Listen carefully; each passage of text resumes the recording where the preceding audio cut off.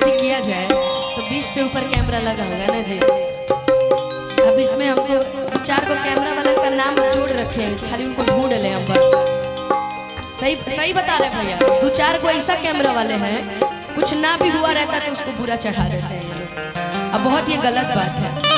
चलिए खैर, पाप का घड़ा भरता है तो फूट जाता है, बाकी ऊपर वाला देख लेगा आप लोग को। आइए रूपा दीदी। अच्छा, आपको हमको कोई देखता है ना तो कहता है कि एकदम साफ दोनों बहनें ही हैं। अच्छा है ना, आप इतनी अच्छी। मैं तो आपको नृत्यांगना से ज्यादा एक बहन मानती हूँ और हमेशा मानती रहूंगी आजीवन, क्योंकि मेरा नजरिया आपको देखने का कुछ अलग है। मैं लोगों की तरह नहीं हूँ। आपको मैंने जब भी आपसे मिली हो तो मैंने आपको बहन ही माना चाहेगी। हाँ हाँ, आप भी आइए, क्या आइए जरा इधर आई है।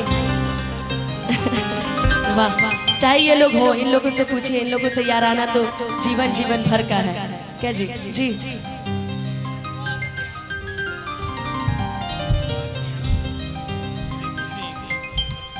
अच्छा अच्छा, सीपू सिंह जी हमारे बीच उपस्थित हैं, लड़की के भाई, मतलब हमारी शुभांगी जी के भाई।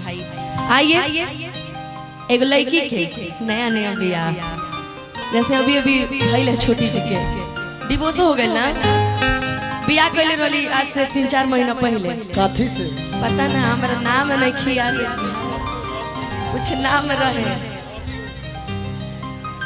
ते जो ना पहले प्लास्टिक सर्जरी अपना मुंह के करा, पगली हमेशा झगड़े करत रहे। हाँ, उहे कहनी है।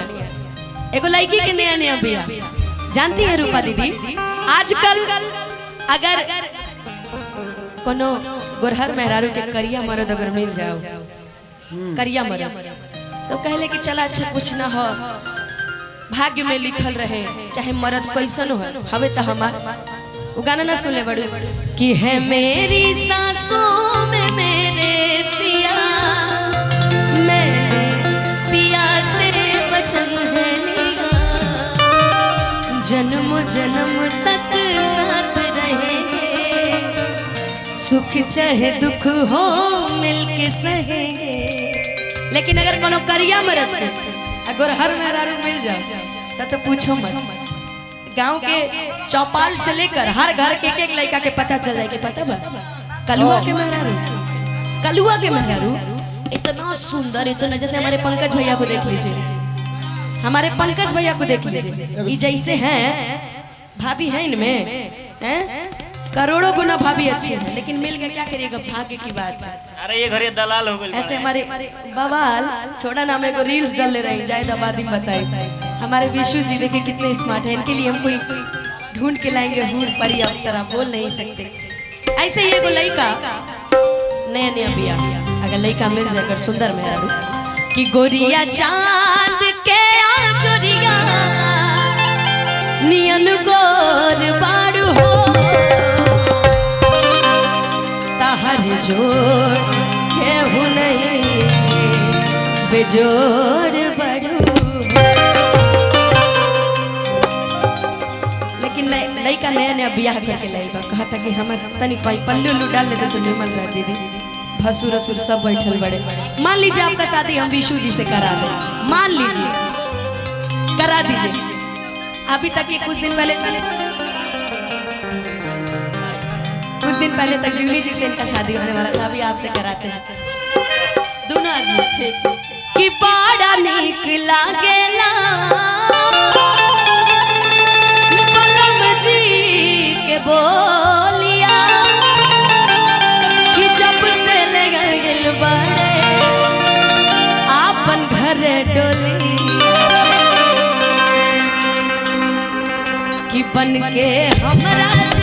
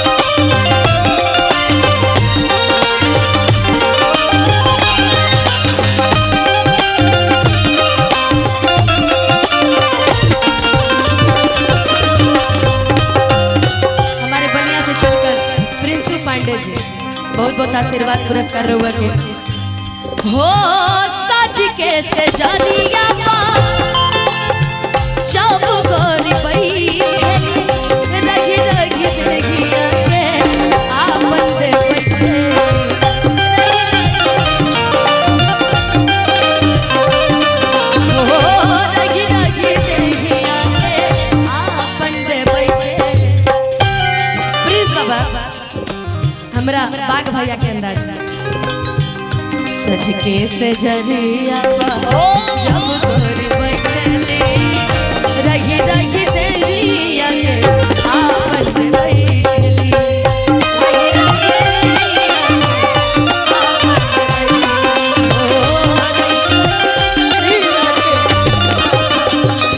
सज के से जरिया जब गोरी बैठली रही रही देविया के आपन दे बैठली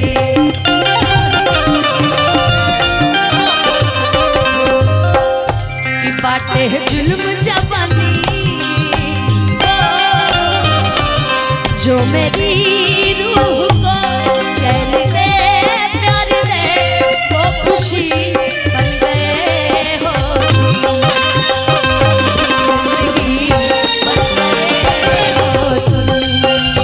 जिंदगी बन गए हो तुम की बाटे जुल्म जवानी चंदा के चकोर बड़ी सावर न गोर बड़ी हो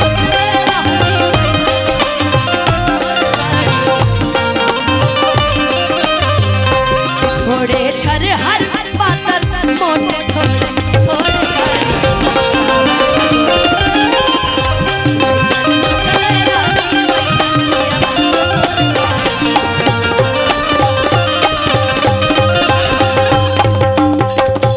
कि थोड़े छर हर पातर मोट थोड़े थोड़ बड़ी सावर न गोर बड़ी। अच्छा का बोल तान्या दीदी के कुछ याद आ गइल का कहाँ गइली तान्या दीदी मनो हमनिए से हमरा पता चलल बा कि चोट काहेला लगल बा